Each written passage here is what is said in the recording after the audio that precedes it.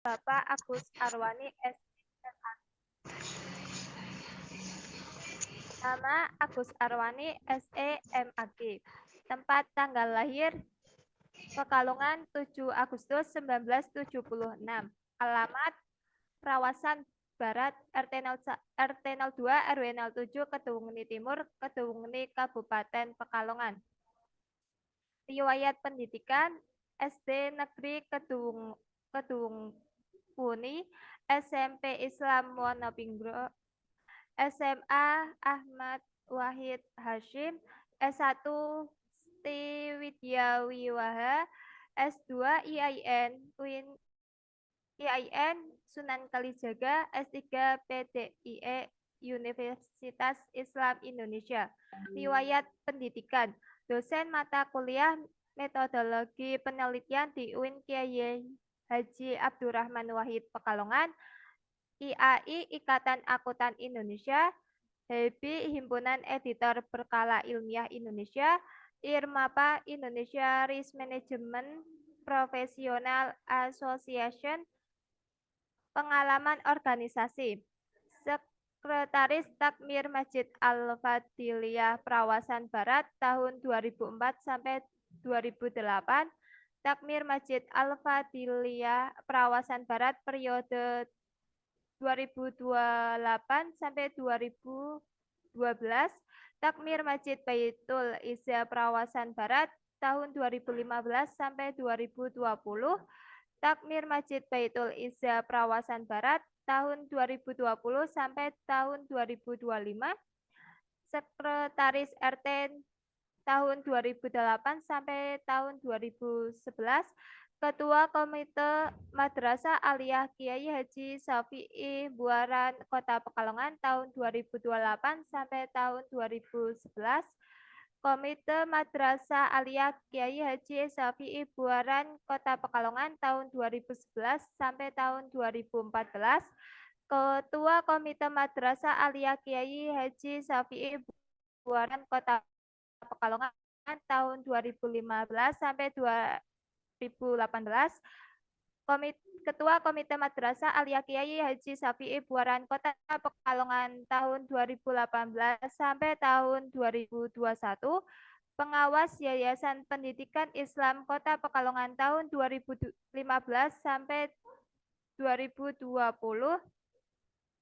Badan Pengelola SMK Syafi'i Akram Kota Pekalongan tahun 2015 sampai tahun 2018.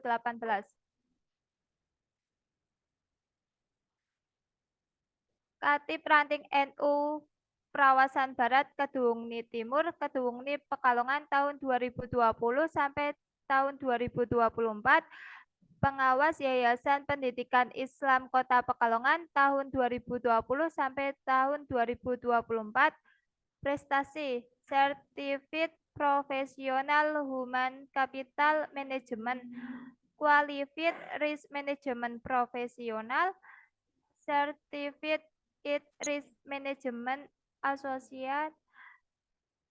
Berikut sudah saya bacakan mengenai profil dari pemateri hari ini. Bapak Agus Arwani SEMAG. Untuk selanjutnya yaitu pemaparan materi. Saya silahkan pemateri kita yaitu Bapak Agus Arwani SEMAG untuk memaparkan materinya. Terima kasih ya Mbak siapa nih Mbak untuk moderator. Sebelumnya ini suara saya jelas enggak? Jelas, Suara saya Pak. jelas? Oke ya. Saya sudah dijadikan co-host kan Mbak? Udah belum? Untuk share screen? Sudah, Pak. Oke, udah. Udah ya, ya udah. Ya, Assalamualaikum warahmatullahi wabarakatuh. Waalaikumsalam warahmatullahi wabarakatuh. Alhamdulillahirabbil alamin. Wa bihi nasta'inu ala amri dunya waddin wassalatu wassalamu asrofil anbiya'i mursalin sayyidina Muhammadin wa ala alihi washabihi ajmain amma ba'd. Yang saya hormati pembina UKM di Kris, Bapak Dr. Kuat Ismanto, yang saya hormati juga Ketua mungkin pengurus UKM Dikris, PEPI ya, PEPI UIN Ki Haji Abdurrahman Wahid, semua mahasiswa peserta acara apa ini acara kegiatan Dikris yang kelima ini yang berbahagia. Syukur alhamdulillah kami panjatkan kepada Allah Subhanahu wa taala atas karunia nikmat taufik hidayah inayah. Tak lupa nikmat kesehatan kepada kita semua sehingga di siang hari ini ya kita dapat berkumpul di forum ya forum ilmiah ya forum ilmiah kaitannya dengan kita akan mencoba ya diskusi tentang strategi publikasi di jurnal ilmiah tanpa halangan suatu apapun. Yang kedua, salawat serta salam senantiasa tercurahkan kepada baginda Nabi Agung Nabi Muhammad SAW yang senantiasa kita harapkan syafaatnya fi yaumil qiyamah. Allahumma amin. Para mahasiswa yang saya hormati, sebenarnya kegiatan forum ilmiah ini harapan saya ya, ini bisa memberikan kontribusi untuk pengembangan para mahasiswa untuk khususnya mahasiswa yang hobi menulis ya, hobi menulis yang mungkin harapannya bisa menuliskan sebuah karyanya yang bisa publish di jurnal ilmiah ya. Ini yang harapan kita saya sehingga nanti ada kontribusi Anda karena apa dengan kita menulis maka kita bisa menjadi orang yang bisa bermanfaat.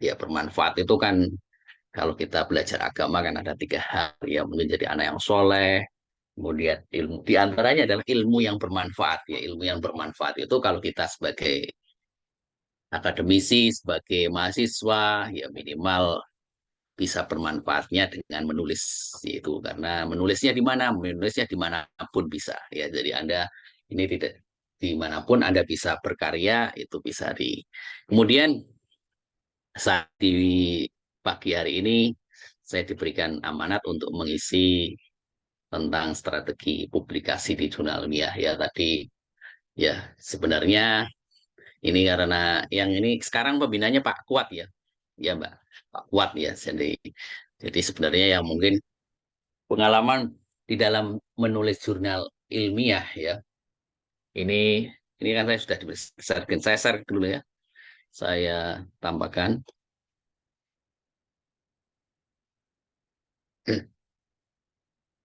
Judulnya kan strategi publikasi di jurnal ilmiah ya.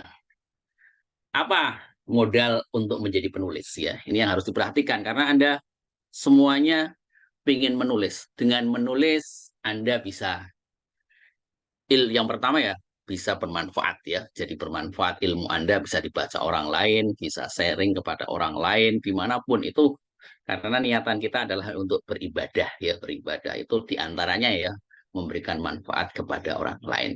Lah bagaimana modal apa yang harus Anda biar bisa menulis di jurnal ya. Kalau ingin nulis jurnal ya syaratnya harus menjadi penulis dulu ya. Yang pertama adalah harus memiliki kemauan yang keras. Jangan sampai Anda menjadi mahasiswa tidak memiliki kemauan menulis ya itu ya minimal ya menulis skripsi, menulis makalah itu bagian dari karya ilmiah. Nah, tindak lanjut ke depannya bisa Anda menulis dimanapun, bisa di media sosial, di koran, bisa di jurnal dan sebagainya. Itu bagian dari kalau harus diawali dengan adanya kemauan. Kalau tidak ada kemauan, Anda tidak akan bisa menjadi seorang penulis. Itu harus menjadi syarat, menjadi modal yang harus Anda tekankan pada diri kita masing-masing, ya kepada saya sendiri, pada Anda yang nanti pingin nulis jurnal, pingin nulis apapun, itu harus punya kemauan. Anda bisa menyelesaikan skripsi, ya karena ada kemauan menyelesaikan skripsi. Tetapi kalau ada mahasiswa yang sebenarnya cerdas sekali, tetapi belum ada kemauan keras untuk menyelesaikan skripsinya. Akhirnya tidak bisa selesai skripsinya, bahkan bisa di DO karena lupa. Nah, jadi Anda menjadi di forum istilahnya di organisasi UKM ini bagian adalah mencetak generasi yang harus berkarya ya ini Dikris itu kan Kemudian yang kedua, harus membaca banyak buku, banyak jurnal, banyak koran, dan bervariasi berbagai macam. Itu harus syaratnya. Karena kalau mau menjadi seorang penulis tidak pernah membaca, ya apa yang mau ditulis tidak bisa, ya itu. Kemudian mempunyai referensi yang banyak. Harus ada referensi yang banyak di kepala kita. Untuk mendapatkan referensi yang banyak kan bisa dari manapun, bisa dari buku, dari internet, apalagi sekarang eranya IT, ya, kaitannya dengan teknologi informasi, itu harus ada di benak kita. Oh, ini saya ingin nulis ini, ya harus baca bisa Google, dimanapun Anda harus membaca, ya, harus punya referensi. Itu kalau mau menjadi seorang penulis. Kemudian harus kreatif. Kreatif ini maksudnya apa? Oh, ide saya mau kemana? Itu harus ada kreativitas yang muncul pada dirinya sendiri. Itu harus ada. Oh, saya mau nulis skripsi tentang ini. Maka ya harus kreatif membaca referensi ini. Oh, muncul pembedanya seperti apa. Itu namanya kreatif. Kemudian mau memaksa diri untuk menulis. Sudah kreatif, sudah banyak baca, tapi tidak mau maksa diri kita untuk mau menulis. Itu juga belum bisa menjadi seorang penulis. Ya itu. Kemudian yang terakhir adalah percaya diri. Harus percaya diri. Percaya diri ini bahwa tulisan saya benar dan akan dibaca orang lain. Jangan sampai sudah maksa, tapi tidak percaya diri, tidak mau publish, tidak mau di-share kepada temannya untuk dibaca. Itu namanya belum menjadi seorang penulis. Jadi resiko-resiko yang tadi harus kita hadapi, harus kita siapkan untuk menjadi seorang penulis. Itu harus percaya diri. Itu modal yang harus kita miliki kalau ingin menjadi seorang penulis. Kemudian yang berikutnya, strategi menulis artikel ilmiah ini. Karena kita bicara dengan jurnal ya. Itu yang perlu diperhatikan. Apa yang harus ditulis itu harus tahu. Itu artikel, itu ada artikel ilmiah jurnal, ada artikel ilmiah populer. Ya, artikel ilmiah jurnal itu sesuai dengan bidang ilmunya. Anda yang di FEBI, bidangnya kan ada ekonomi, syariah, ada yang akuntansi syariah, ada yang perbankan syariah, itu harus fokus apa yang Anda tulis itu ya sesuai dengan bidang ilmu yang diperoleh di bangku kuliah, ya. Selama sampai menjadi sebuah produk skripsi nanti yang sudah semester akhir itu sudah punya produk skripsi jadi, maka tindak lanjutnya adalah dipublikasikannya lewat via jurnal atau artikel ilmiah jurnal. Tidak cukup skripsi saja, itu belum jadi menjadi sebuah artikel jurnal, baru produk skripsi. Ya. Terus yang kedua, harus tahu topiknya. Disiplinnya jangan ngarang. Disiplinnya sebenarnya idealnya adalah sesuai dengan bidang yang Anda kuasai. Ya, Anda menguasai ekonomi syariah, maka nulisnya tentang ekonomi syariah. Anda menguasai tentang perbankan syariah, ya maka menulisnya tentang perbankan syariah. Anda menguasai tentang akuntansi syariah, maka menulisnya tentang akuntansi syariah. Tetapi boleh di lingkupan sekitar ekonomi, baik ekonomi, ya bisa ekonomi konvensional, ekonomi syariah, kemudian ada ekonomi sendiri, ada akuntansi, ada manajemen, ada studi pembangunan. Itu bidang yang harus Anda mulai garap untuk kalau Anda ingin menjadi seorang penulis artikel jurnal. Kemudian yang kedua ada artikel ilmiah populer, ya, AIP. Sesuai dengan tadi yang topik yang harus Anda baca, tadi kaitannya dengan artikel jurnal, harus topiknya up to date. Jangan sampai kalau Anda nulis jurnal, topiknya sudah usang. Anda nggarap skripsinya sudah tahun 2000, misalkan 2020, sudah tidak layak lagi kalau dipublish ke jurnal. Tapi harus dibuat inovasi sehingga nanti menjadi suatu tulisan yang update. Nah, kemudian targetnya siapa? Sesuai dengan target membacanya. Pertanyaan mahasiswa, maka nulisnya tentang kepentingan mahasiswa. Targetnya tentang untuk menjadi jurnal yang lebih baik, ya maka itu harus dipikirkan ya. Kemudian kalau artikel ilmiah populer Anda mau nulis di koran, mau nulis dimanapun, itu bisa. Ya, tetap topiknya harus up to date. Itu bagian dari karya ilmiah. Jadi tadi ya, kita fokusnya di sini adalah tentang artikel ilmiah jurnal yang kita bahas. Ya, tidak kaitannya dengan koran ya. Jadi harus sesuai dengan disiplin ilmu. Kemudian strateginya bagaimana? Bagaimana kita bisa menulis jurnal itu bagaimana? Maka harus artikel ditulis memberikan informasi. Harus apa yang kita sampaikan di dalam artikel itu harus ada informasi. Itu harus kemudian berarti kita memiliki sesuatu yang disampaikan. Jangan sampai kita mau nulis jurnal tapi tidak ada di bayangan kita untuk menyampaikan apa. Terus sekurang-kurangnya ada sejumlah pembaca yang mungkin tertarik, harus punya tadi instingnya harus percaya diri, wow, saya ingin dibaca, biar dibaca orang lain. Itu harus ada di benak kita. Kemudian daftarkan beberapa topik yang mungkin tadi topiknya tentang ekonomi syariah. Nah, misalnya Anda garap skripsi nanti sudah jadi ya, umpamakan peserta di sini sudah semester, ada yang semester 8, ada semester berapa 6, sudah mau mulai ngerjakan di semester 7 skripsinya, nanti harus punya target yang ditulis di skripsi itu bisa publish di jurnal. Nah, manfaat dari kegiatan ini diantaranya tidak cukup dengan skripsi tadi. Nah, skripsi itu kan ngumpul di perpus atau di kampus kita, yang kalau Feby warnanya apa Mbak? Covernya kuning ya? Apa kuning? Istilahnya pewarna sesuai warna di fakultas itu ya. Warna covernya itu dikumpulkan di lantai berapa, itu di lantai 4. Nah, itu masih terkumpul. Ada yang berkembang menjadi sebuah repository.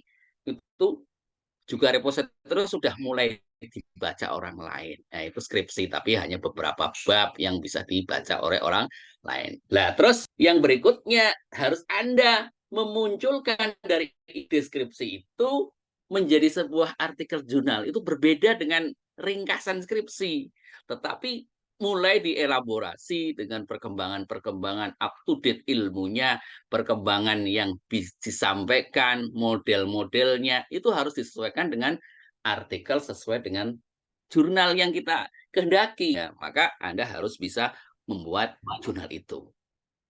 Lah, yang harus Anda ketahui dalam menulis artikel jurnal itu ya beberapa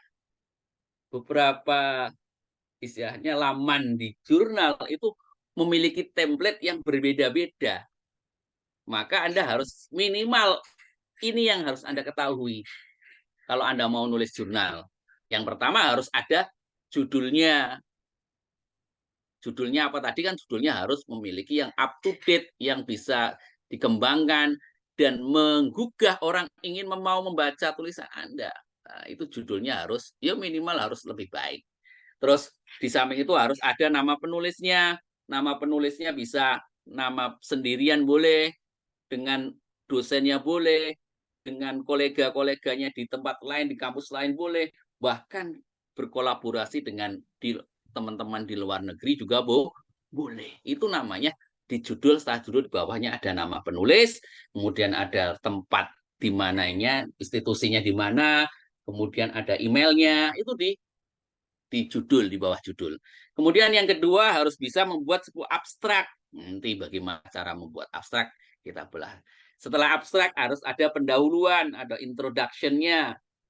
Terus kemudian boleh ada tinjauan pustaka. Ini template-nya berbeda-beda. Jadi Anda harus semakin kalau ingin menulis jurnal, ya harus sering membuka laman jurnal yang Anda ingin ketahui. Nanti saya tunjukkan ya cara mencari jurnalnya bagaimana. Terus kemudian materinya atau metode yang kita bahas itu apa. Terus bisa kemudian yang berikutnya ada hasil dan diskusinya atau hasil dan pembahasan.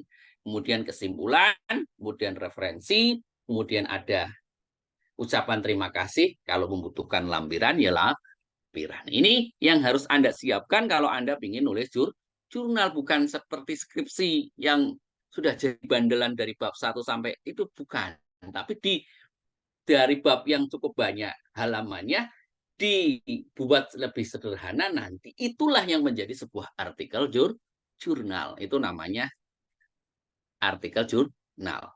Kemudian yang pertama, dari judul.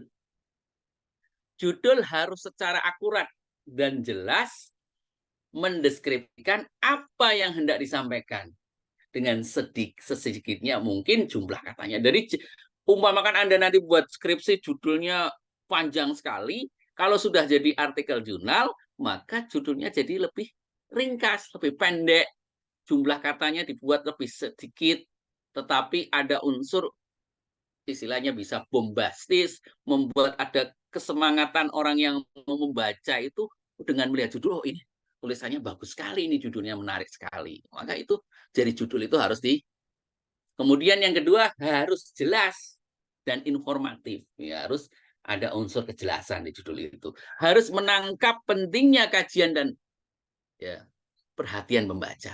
Jadi orang ingin membaca itu dengan judul bisa.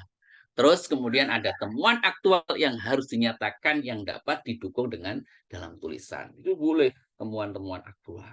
Nah, itu.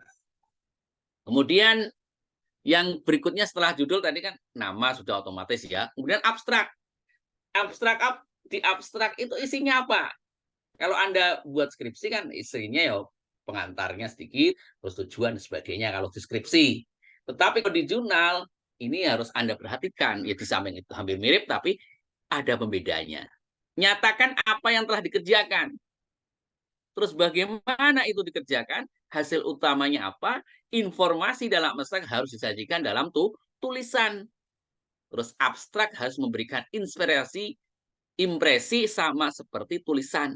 Banyak jurnal spesifikasinya maksimumnya 200 sampai 250 kata. Bahkan ya ada yang 200 sampai 300 sesuai dengan author guideline-nya. Ya, bahasa di jurnal itu harus melihat author guideline-nya. Itu di penulisan abstrak itu bervariasi model-modelnya, tidak sama. Misal jurnal X ini seperti ini, jurnal Y seperti ini, jurnal internasional seperti ini, itu berbeda-beda. Jadi Anda harus kalau ingin nulis jurnal itu semangat tadi melihat di website jurnal itu harus sering dilihat. Minimal baca author guideline-nya, kemudian baca template-nya, itu harus diikuti. Ya, itu kalau ingin menulis artikel di jurnal. Tapi pentingnya adalah semangatnya, jangan semangatnya ini harus ada munculkan lebih utama semangat ingin menulis.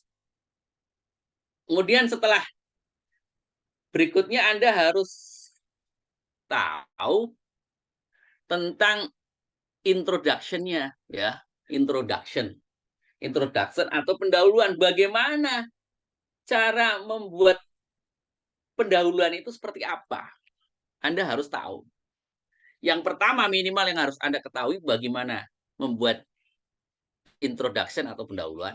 Pertama adalah memperkenalkan topik yang dipilih. Jadi Anda harus kenalkan, oh topik yang Anda pilih seperti ini. Saya membahas tentang akuntansi wakaf, ya maka Anda kenalkan akuntansi wakaf itu seperti ini. Anda mau membahas tentang misalkan makosid syariah indeks, Anda tahu, berikan informasi tentang makosid indeks.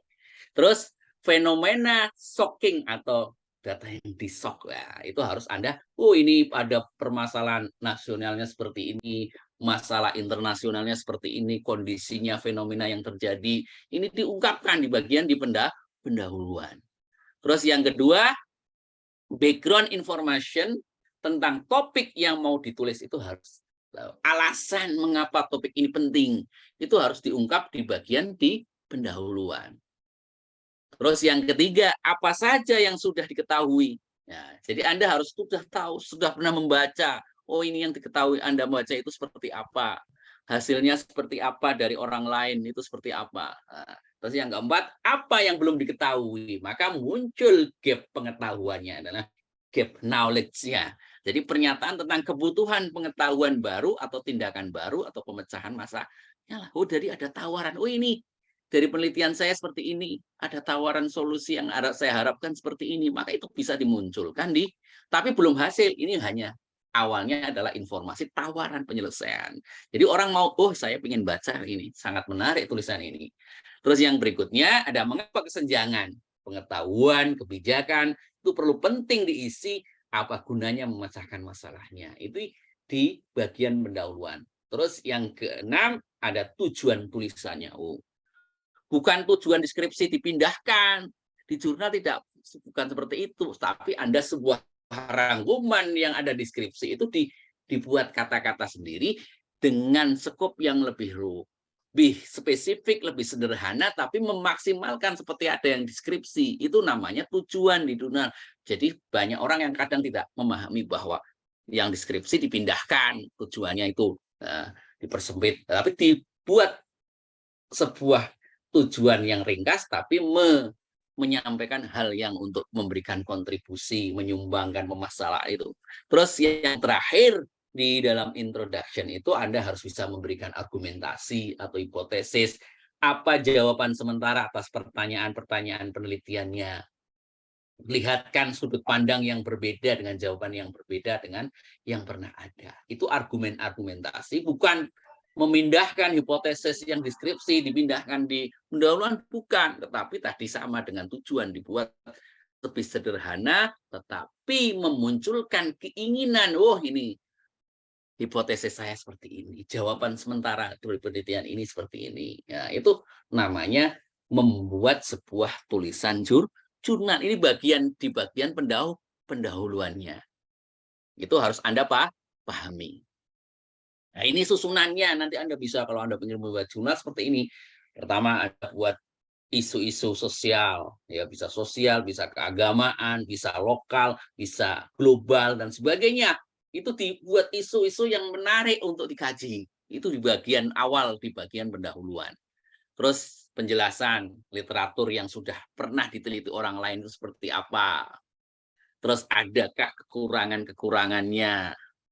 Lah, tawaran yang Anda tulis ini seperti apa. Itu bagian di pendahuluan. Terus tujuannya tadi. Terus ada distinction-nya.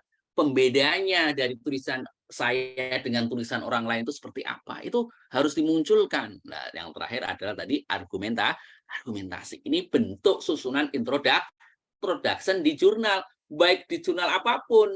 Baik jurnal nasional, jurnal yang belum terakreditasi, maupun yang terakreditasi nasional, maupun jurnal internasional, maupun yang internasional bereputasi. Kalau Anda membuat susunan yang seperti ini, ya insya Allah banyak. Kalau Anda submit ya diterima. Tetapi kalau Anda memindahkan skripsi saja tanpa membuat sebuah elaborasi yang lebih menarik, maka ya kesulitan, mungkin banyak ditolak oleh para penulis jurnal, istilahnya para editor di jurnal tersebut. Ini saya buat rangkuman agar Anda mau submit dimanapun bisa diterima kalau Anda mau mengikuti aturan ini.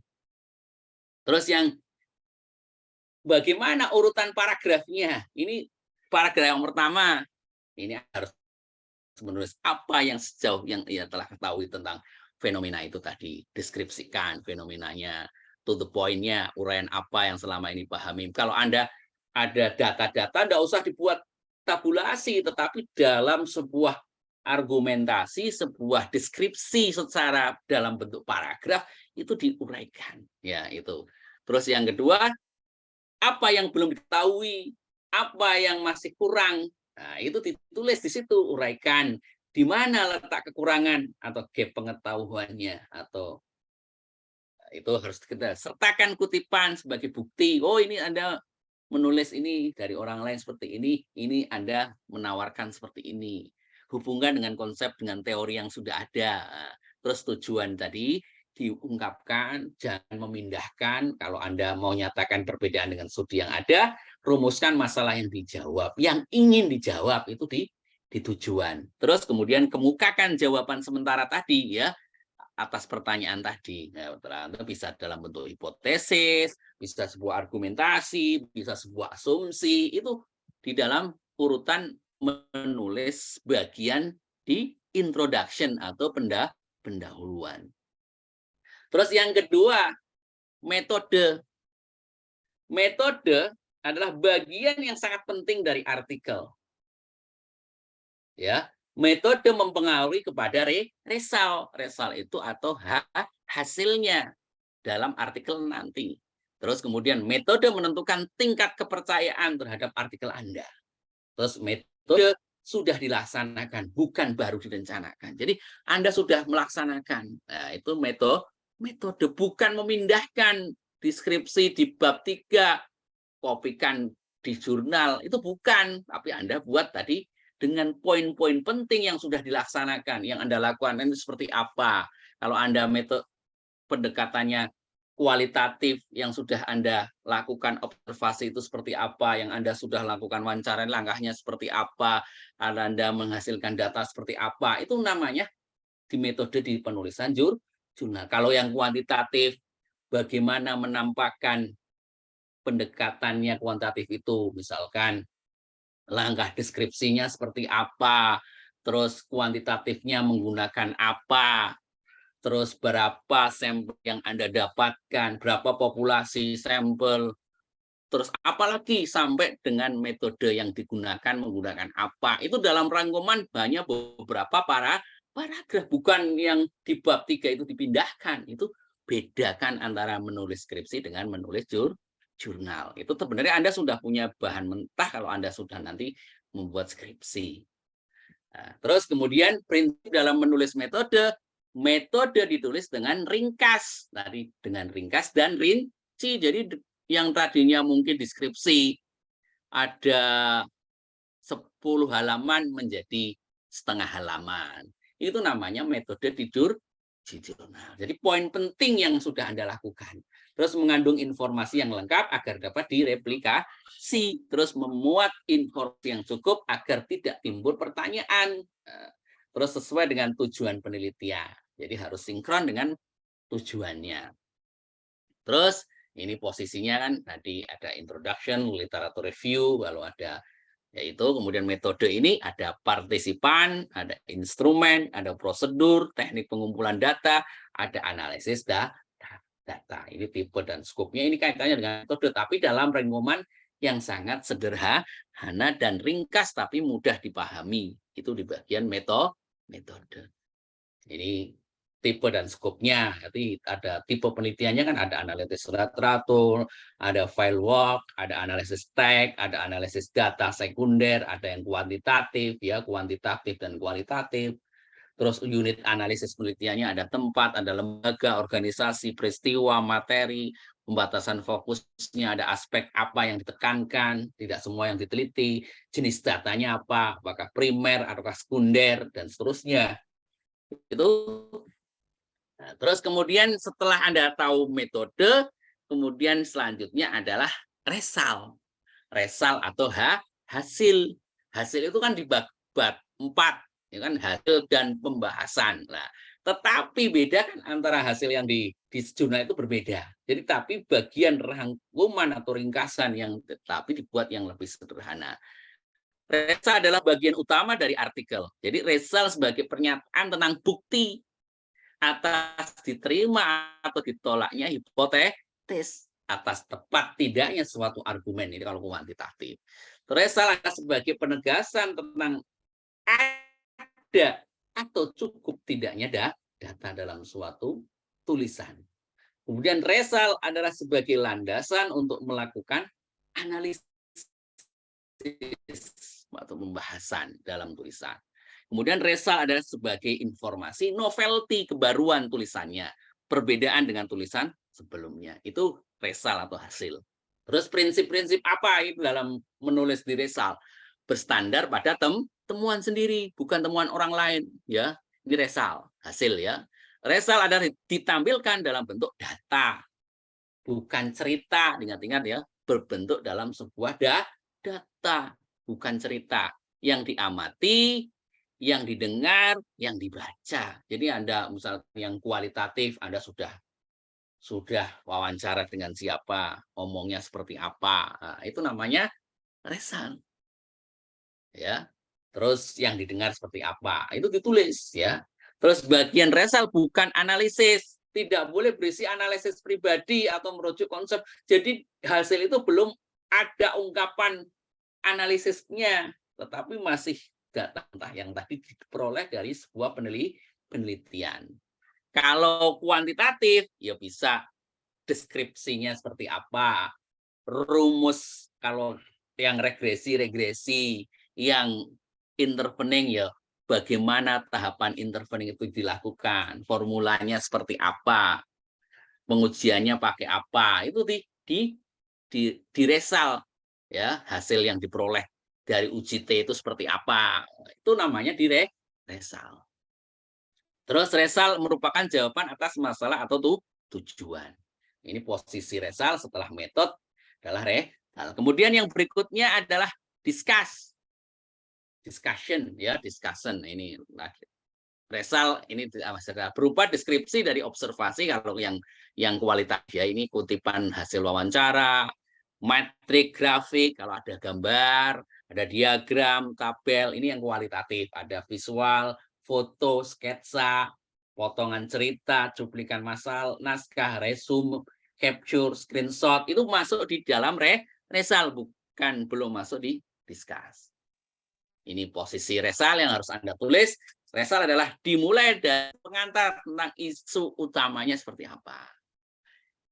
Nah, 3 buktinya, pendekatan, aspek dan atau tahapannya, terus bukti pendekatan, aspek tahapannya tadi dijelaskan struktur tulisannya, terus bukti kedua pendekatan. Kalau banyak bukti ya ditulis di situ yang Anda lakukan.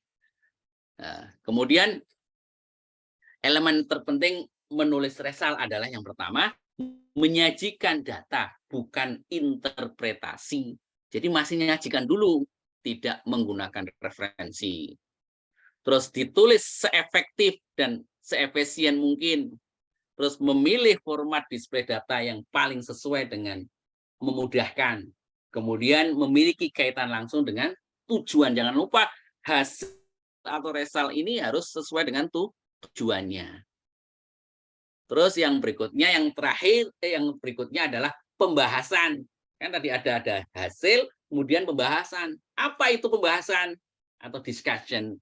Yaitu suatu bentuk abstraksi dari hasil temuan, penjelasan logis atas temuan, pernyataan tentang relevansi hasil dengan fenomena sosial, tafsirkan atas suatu kenyataan, kalau yang kualitatif ya, dasar pengambilan keputusan, perubahan dan kemajuan. Nah, ini isi dari discuss itu merupakan rangkaian yang tidak terpisahkan dari resal. Jadi ya, nyambung dengan hasil tadi, bersifat analitis, bukan deskriptif, ya.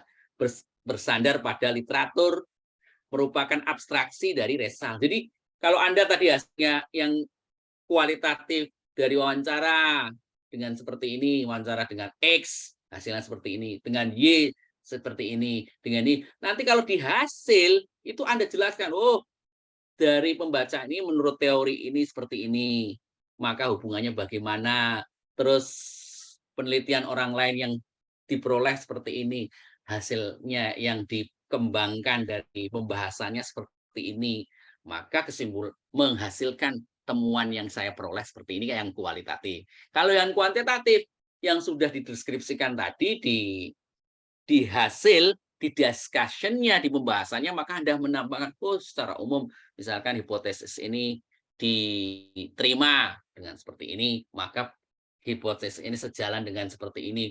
Jangan satu, tapi beberapa orang lain, maka ada efeknya seperti apa, argumentasinya seperti apa, itu namanya hasil itu yang kuantitatif. Ya, itu namanya discuss atau pembahasan. Ini menjawab pertanyaan, so what, implikatif. Menafsirkan hasil bukan menampilkan hasil. Ya, menafsirkan hasil bukan menampilkan hasil, bukan ngulangi lagi angka-angka tadi, tetapi ditafsirkan, dianalisis lebih lanjut. Nah, terus menjelaskan makna pentingnya temuan. Oh ini temuannya seperti ini, makna yang seperti ini, implikasinya seperti ini. Nah, menghubungkan temuan ini dengan studi yang sejenis, yang berbeda, ataupun yang berbeda, itu ditampakkan dengan teorinya ini seperti ini, sejalannya seperti ini, seperti itu. Itu namanya discuss atau pembahasan. Ini posisinya di sini. Yang terakhir adalah conclusion. Ya, ini perbedaan antara result dan discussion. Ini menjawabkan what, kalau discussion ada so what. Terus menggambarkan temuan dari eksperimen, terus kalau discuss adalah ringkasan atas temuan, intinya temuan utama. Terus menyatakan hasil tetapi tidak menafsirkannya. Tetapi kalau discuss sudah menafsirkan. Jadi tidak mengulang, berbeda. Ya, ini tadi nampakkan saja kalau di discuss harus sudah bisa ditafsirkan atau dianalisis. Itu dalam kaitannya dengan perbedaan antara result dengan discuss.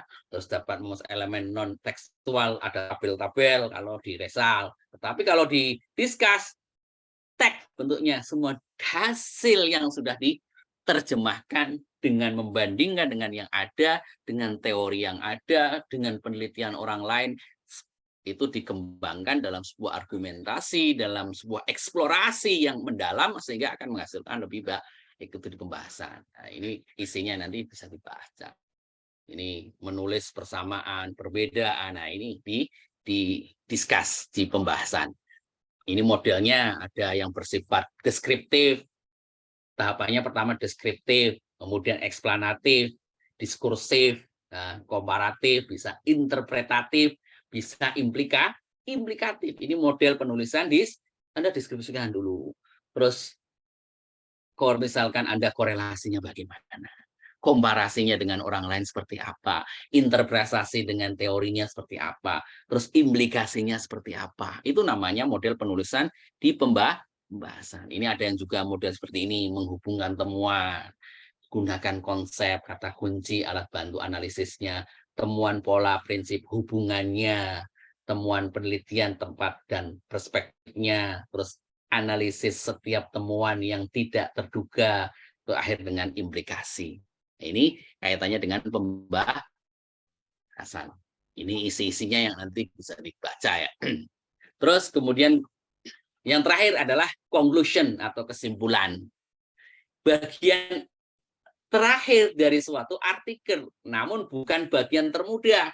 Jadi bukan nanti kesimpulan itu jawaban yang misalkan di rumusan masalahnya 5, kalau di skripsi kan harus di kesimpulannya 5. Tetapi kalau di sini, di jurnal itu dibuat yang lebih sederhana, tetapi menjawab dari semua pertanyaan penelitian. Dari kesan terakhir yang akan diperoleh membaca, conclusion dapat berupa bagian tersendiri yang terpisah dari bagian lain, atau berupa paragraf terakhir dari bagian discussion suatu artikel. Jadi di conclusion ini harus merupakan ringkasan yang ringkas, tetapi menghasilkan orang itu tertarik mau membaca. Oh, minimal ya ada temuan yang diperoleh, ya. Terus tadi implikasinya, terus sebagainya itu masuk di conclusion. Jadi metode, literatur, nanti discussion, result itu kumpul jadi dalam sebuah conclusion, sebuah kesimpulan, ya. Ini mengingat pembaca mengapa akhirnya itu tulis, menyebutkan argumen yang dibuat tanpa mengulangi, berurusan dengan pertanyaan so what dan no what.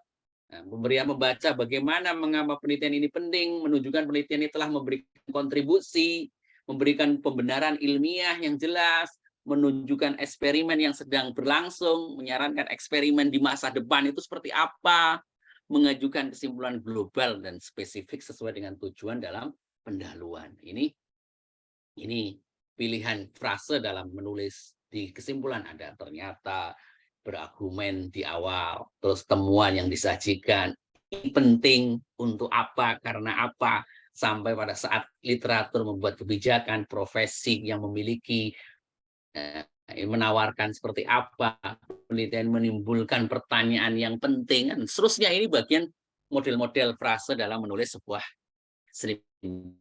kesimpulan.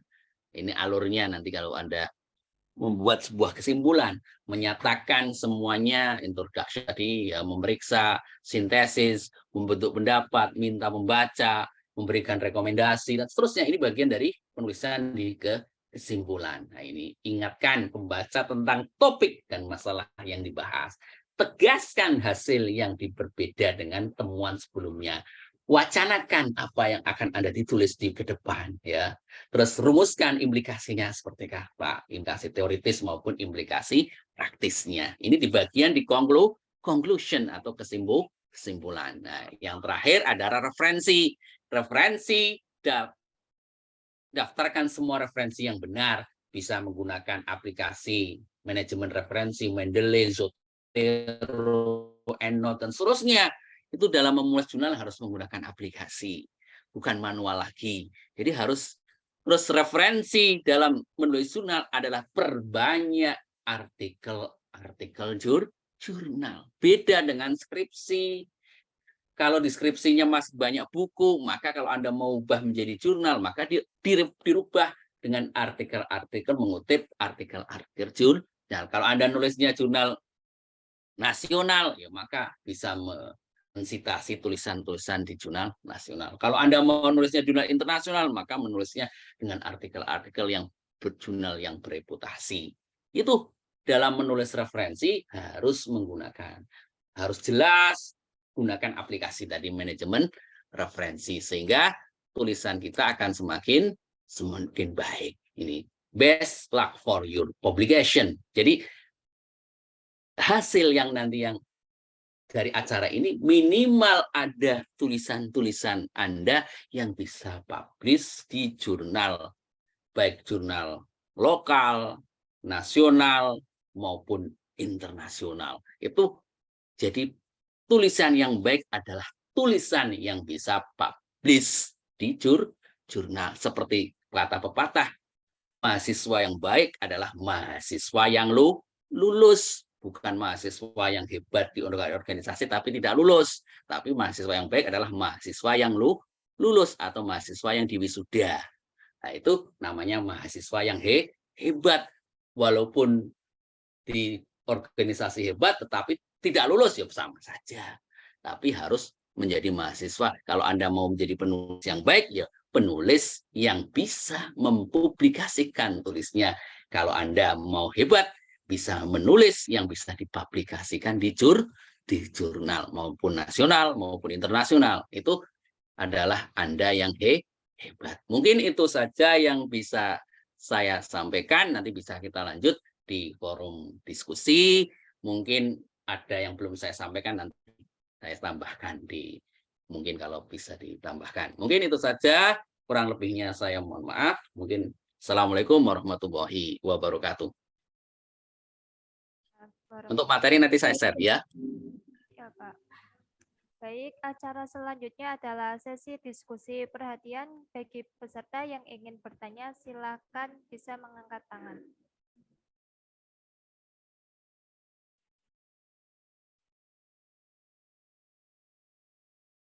Izin bertanya, Pak. Silakan, Mbak. Monggo, itu wajahnya dilihatkan ya, jangan tersembunyi. Nggih, Pak. Sebelumnya perkenalkan, nama saya Naili Fatiha dari jurusan Perbankan Syariah. Izin bertanya, Pak. Tadi kan pada bagian introduction itu kan ada gap pengetahuan. Nah, tapi kita itu terkadang sebagai mahasiswa itu bingung cara mengetahui gap pengetahuan itu carinya gimana. Nah, apakah ada tips-tips untuk mencari gap pengetahuannya, Pak? Terima kasih. Langsung atau? Langsung saja, Pak. Oh ya, oke. Terima kasih Mbak Nay Fathia, pertanyaan yang sangat bagus. Tadi di bagian gap pengetahuan, ya. Cara yang praktis Anda lewat Google Scholar, ya. Google Scholar, nanti Anda topiknya apa yang Anda tulis, nanti di situ kan akan muncul beberapa judul-judul tulisan artikel jurnal yang sudah publish, ya.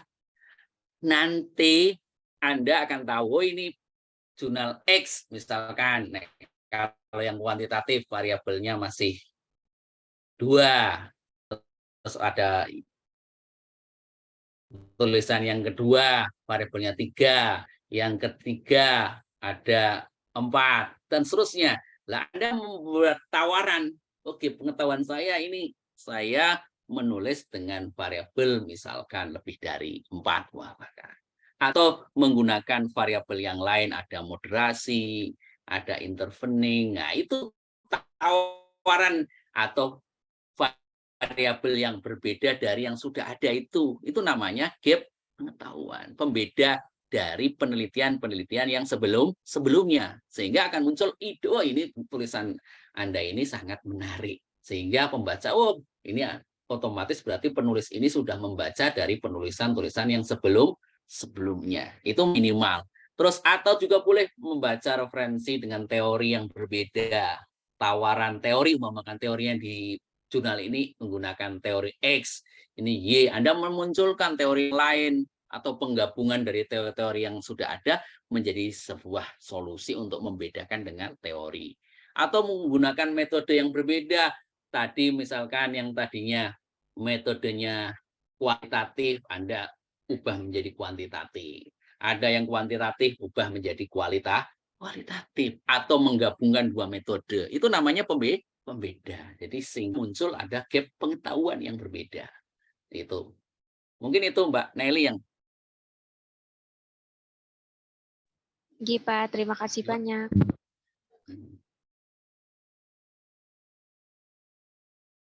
Apakah yang ingin bertanya lagi?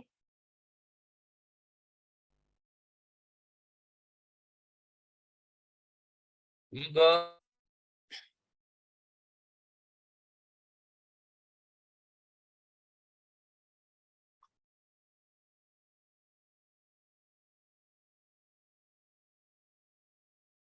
Kalau tidak ada, coba nanti, ini saya contohkan ya, saya tambahkan sedikit. Bagaimana cara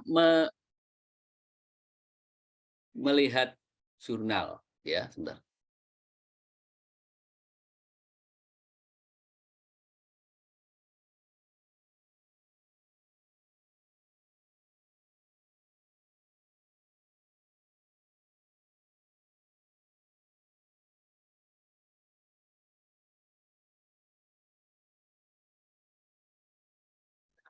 Sudah kelihatan belum?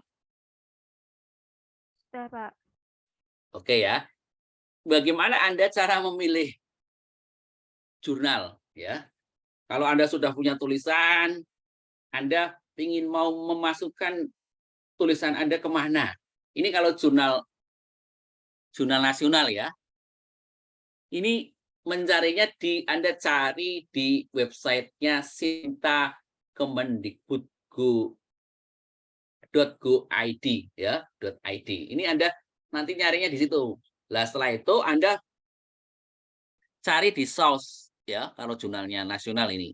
Source, Anda pilih jurnal ya. Nah, di sini ada set jurnal ini ya. Anda bisa langsung klik ini di sini boleh. Filter. Kelihatan ya? Nah, ini Anda mau publish-nya pinginnya di mana? Oh, kalau Anda masih pemula, ya enggak usah jurnal yang ini. Kalau Sinta 1, Sinta 2, Sinta 3. Ini kelasnya para penulis yang hebat ya. Nek masih pemula, ya jangan milih yang ini. Ya. 1, 2, 3 ini termasuk penulis yang sudah mulai berpengalaman. Dosen saja kadang belum berpengalaman, ya belum bisa tembus ke situ ya.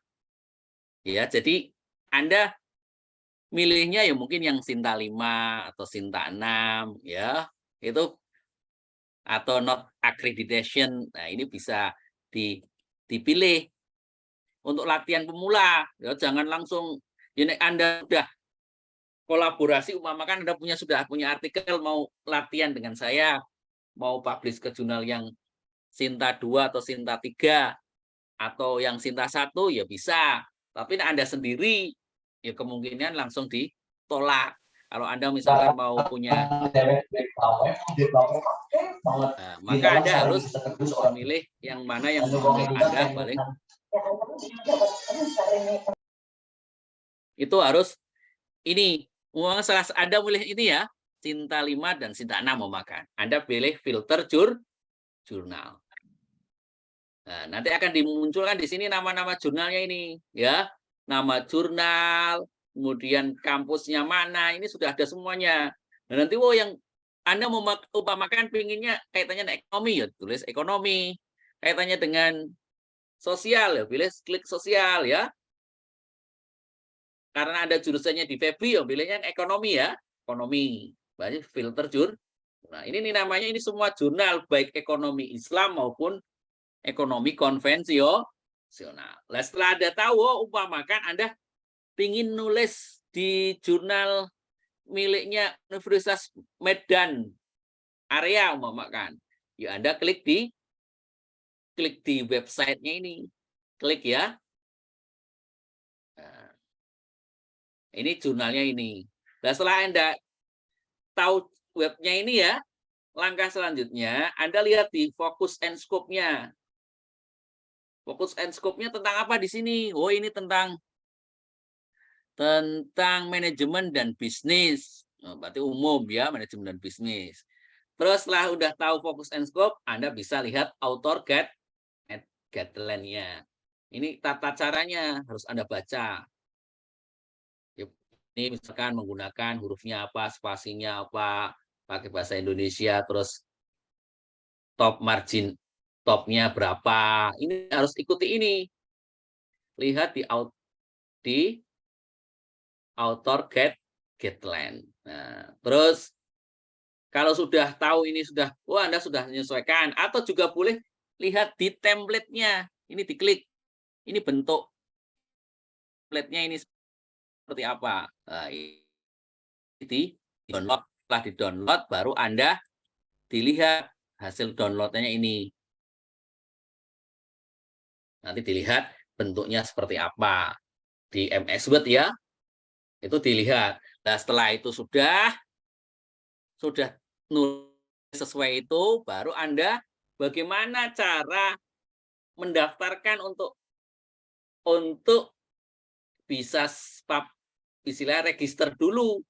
Bagaimana cara registernya? Yuk klik di register. Nah, nanti diisi namanya apa ya? Nama maksudnya untuk membuat akunnya ya. Namanya siapa? Misalkan namanya Nelly Fatihah, maka Nelly Fatihah, passwordnya Nelly 1234 maka. Tapi udah passwordnya jangan disampaikan teman-teman ya. Terus kemudian nama depannya Naili, nama akhirnya Fatihah, maka tadi. Terus inisial berarti NF ya, gender berarti perempuan kan female. Affiliation-nya berarti UIN Kiai Haji Abdurrahman Wahid ya. Terus yang ada bintang-bintangnya ini wajib ya diisi. Emailnya apa? Konfirmasi emailnya sama. Email yang atas sama ini sama. Terus itu mau dilengkapi boleh, minimal pokoknya yang ada bintang-bintang ini harus diisi.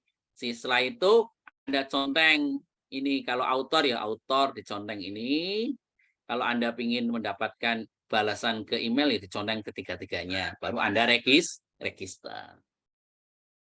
Itu cara mendaftarkan. Nah, setelah sudah daftar, baru Anda bisa masuk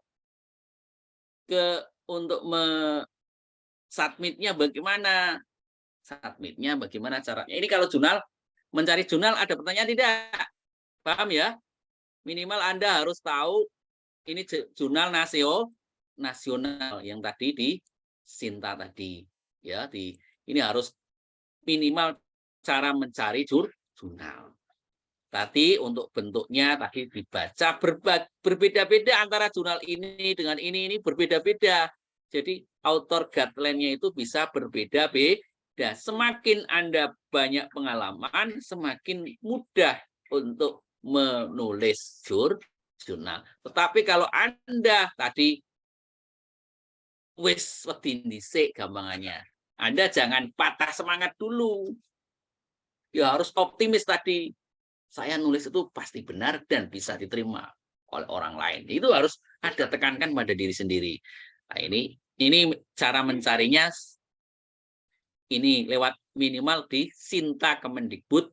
Ini semuanya. Kalau Anda mau mencari yang jurnal di IAIN, mau makan ya, di UIN ya, Anda bisa lihat di affiliation ya.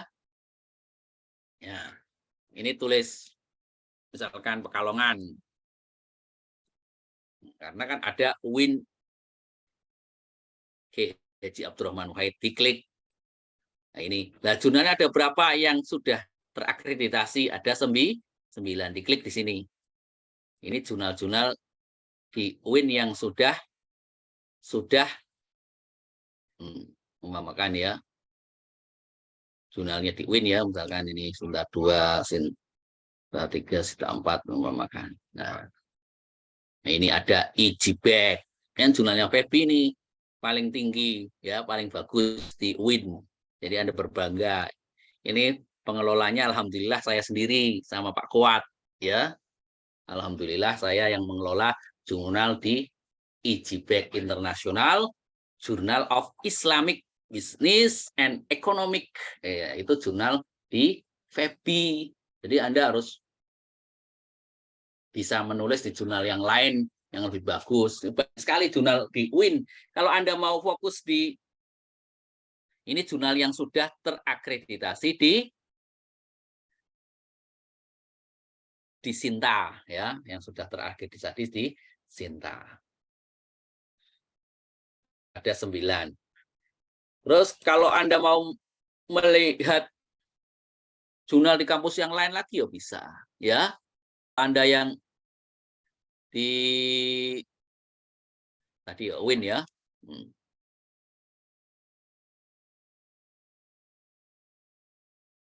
Di kampus lain misalkan apa Anda ingin nulis di Gajah Mada, ya di sini jurnal di Gajah Mada.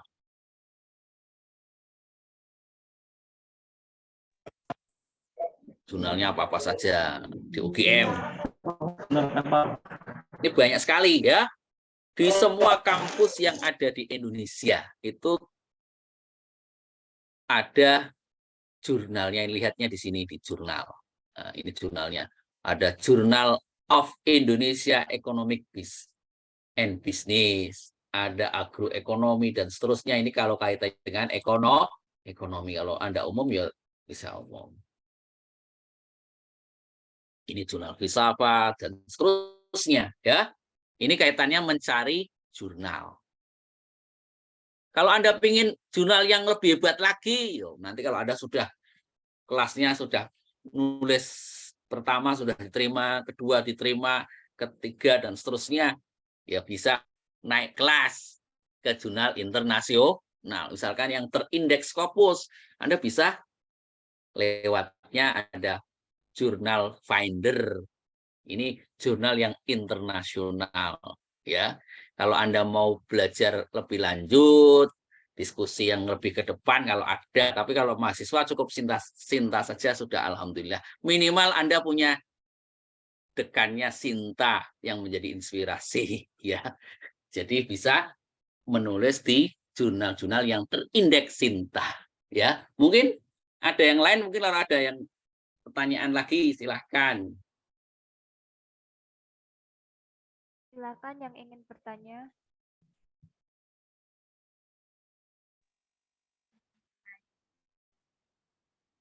Kalau mau bicara jurnal ya lama sekali nih kalau banyak sekali ilmu yang kalau Anda mau. Aduh, banyak sekali. Jadi saya belajar nulis jurnal itu ya tidak bin salah bin jadi ya, melalui tahapan-tahapan yang cukup ya. Jadi sehingga bisa menulis di jurnal itu. Mungkin silakan kalau ada yang lain lagi yang bertanya. Kok anteng-anteng? Pak, izin bertanya. Ya di wajahnya dilihatkan dong. Wajahnya. Izin bertanya, perkenalkan saya Amalia. Untuk proses publikasi jurnal itu kira-kira berapa lama, Pak? Nah, ketika jurnal kita itu diterima, itu apakah ada hal semacam revisian gitu? Terima kasih. Ya. Kaitannya dengan publikasi di jurnal, itu ada waktunya. Sesuai dengan waktu tadi di home-nya itu biasanya ada waktu, misalkan jurnal, contoh Ijibek.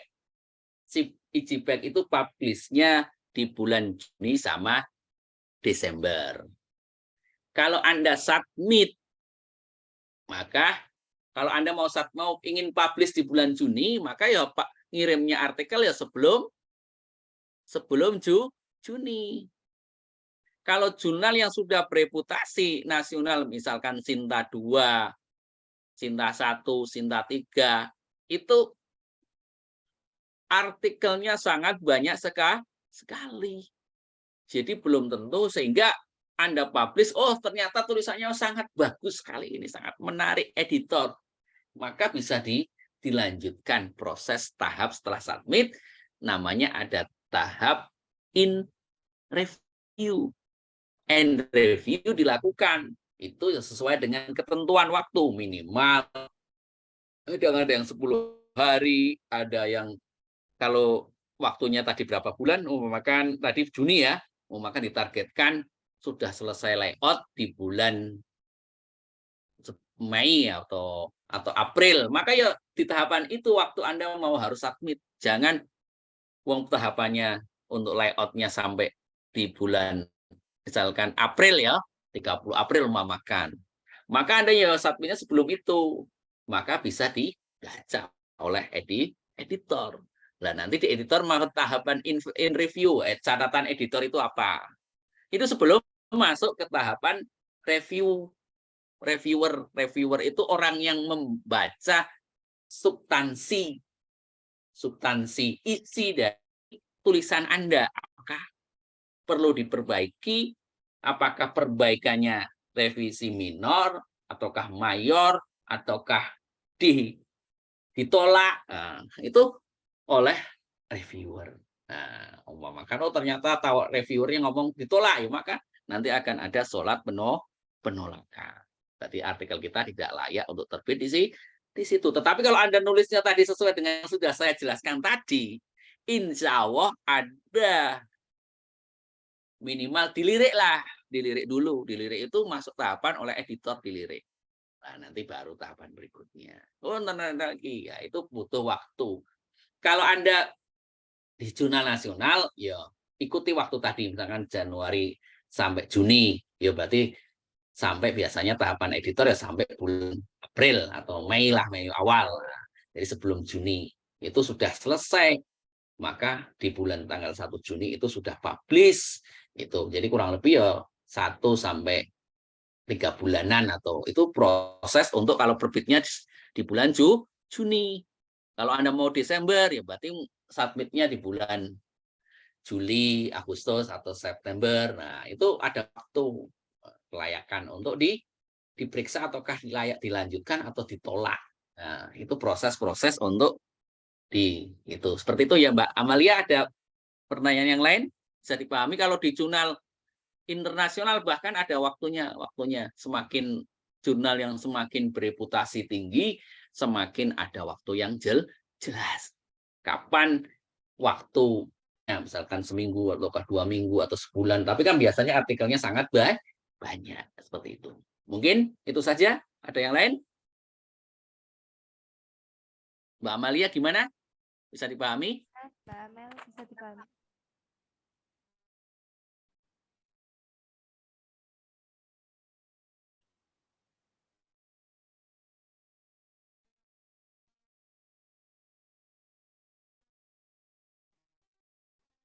Apakah masih ada pertanyaan?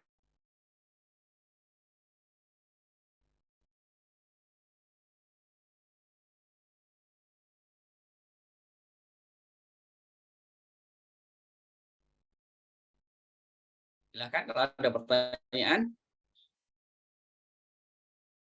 Gimana Mbak? Mbak moderator mau cukup atau teruskan? Cukup, Pak. Cukup. Yes, cukup. Silakan. Ini kata-kata terakhir buat saya untuk Anda semuanya. Tadi yang perlu diperhatikan dalam menulis jurnal, ikuti template yang ada.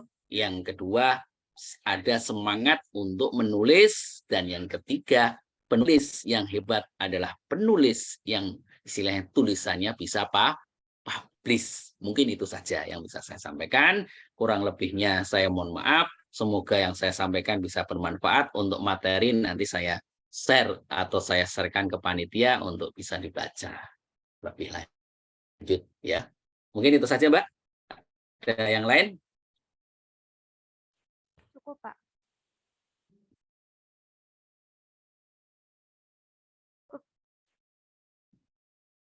Kesimpulan dari kantin 5 di kelas ini adalah model untuk menjadi penulis adalah memiliki kemampuan keras, membaca banyak dan variatif, mempunyai referensi banyak dan kreatif.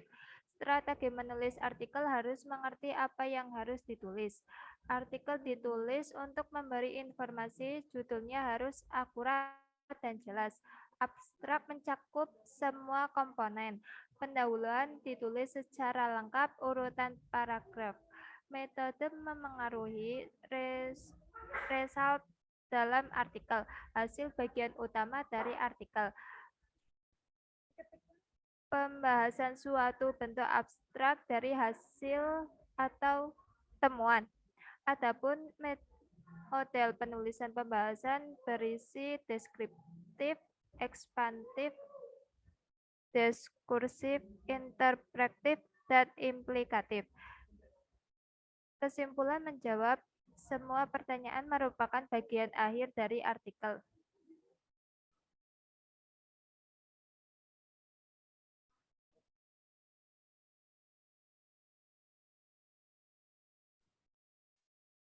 Sebelum acara ditutup, kita foto terlebih dahulu ya teman-teman. Dimohon untuk mengaktifkan kameranya.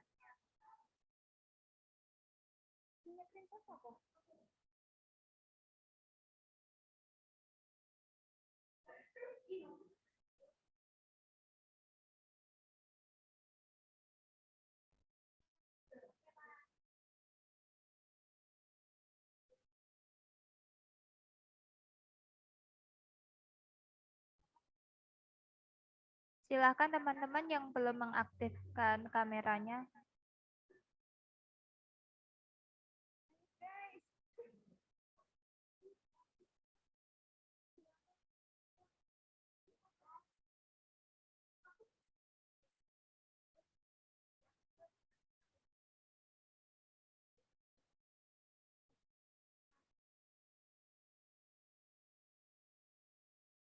Satu, dua, tiga.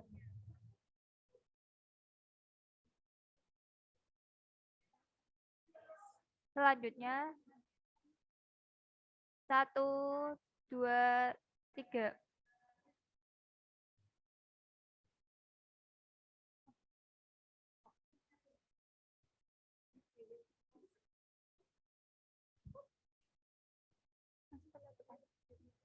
Kemudian sesi selanjutnya adalah penutupan.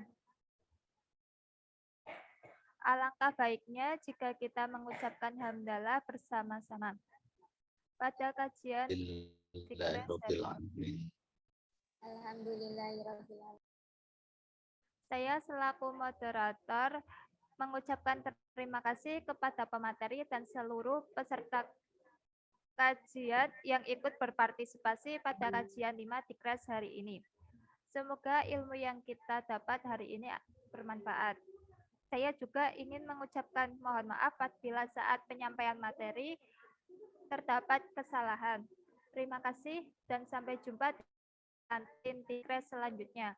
Wassalamualaikum warahmatullahi Waalaikumsalam wabarakatuh. warahmatullahi wabarakatuh. Terima kasih, Pak. Terima kasih, Pak.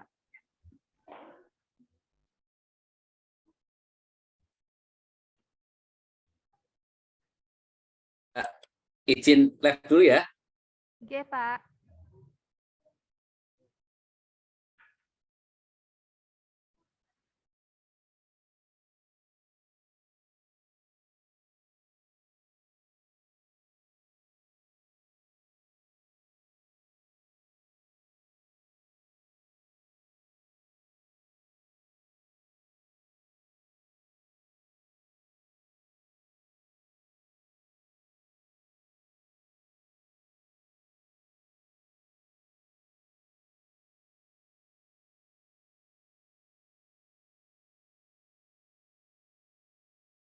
Untuk peserta bisa absen terlebih dahulu.